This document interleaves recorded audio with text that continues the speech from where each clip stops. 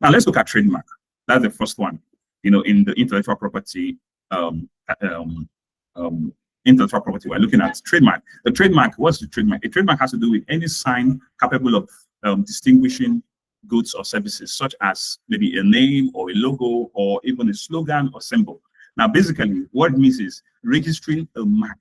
Okay, I like to use basic words so that you can understand it. It's about registering something that you want to use for that business, or maybe something you want to use for that creative work. Okay, registering it. For example, let's suppose the name of your company. Okay, or maybe if that name would still be the logo, like Dangote, for example. You see, you want to use the logo. You can register. Once you register, like Dangote register the logo. I use Dangote as an example. If you register as the logo, nobody can take it. Nobody will want to get to even to put Mr. Dangote as a name of as a what's it called, as a slogan, cannot be used again. As a logo cannot be used again. You say why? Because he has trademarked it. So that means you tend to prevent somebody who may want to use the same or something similar, maybe for the purpose of deceiving or maybe a look-alike. It cannot work again. Why? Because you have trademarked it. Trademarking is very important. Not when you have gone. Don't think about IP, especially when it comes to trademark.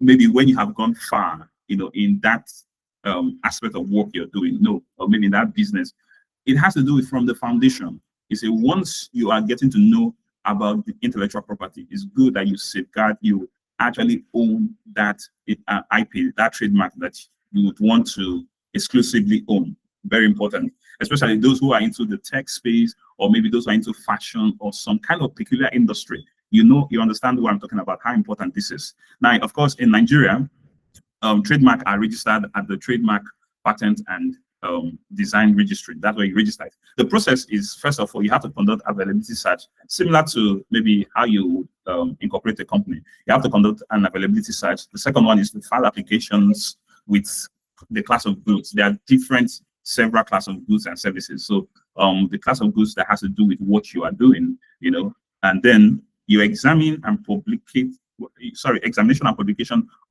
for opposition. Now, in this regard, once you have made your search and then you have chosen the class of goods or services that your product or that whatever work you want to trademark belongs to, the next thing is it will now go to the public for opposition. If there's anybody who says, oh, this is close to mine, it should not be registered, or maybe this is actually my I have this and somebody is trying to trademark the same thing I have.